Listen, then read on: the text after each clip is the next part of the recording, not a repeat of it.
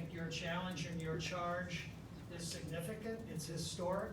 What you're about to do over the next, year and a half is going to shape the direction of public education. And we want to be as supportive as possible.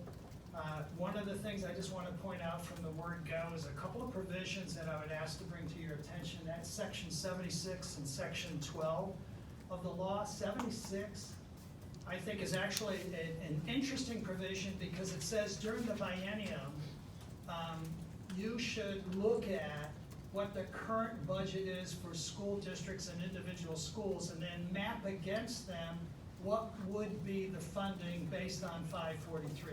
That's kind of like a roadmap. It will show you the difference of funding that goes into districts and schools, and so it's a good starting point. We would suggest a couple of things on that. One, and I'm speaking from the perspective of Clark County because Clark County School District has these school organizational teams. Jason Gowdy, you're quite familiar with it. Close to 6,000 educators just recently voted around being on these teams, and part of what they're charged to do is to aid and assist a principal in developing a school budget. So if they're given the tools to see what 543 would be in their given budget versus what the biennium budget has, it kind of gives an idea of the difference. The second thing within that is we are moving off of categorical programs and we're going to services. So the Zoom and the Victory services that would be under 543, it would be interesting to see what kind of dollars are there for them and what they actually pay.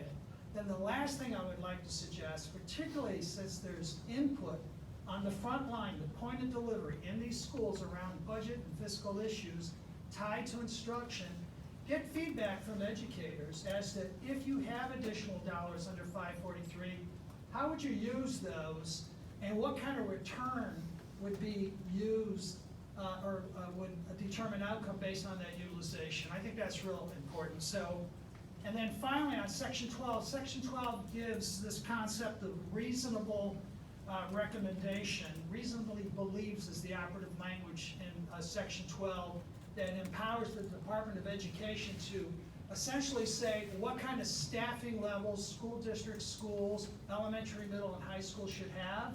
I think we should explore that based on the funding allocation that 543 would give.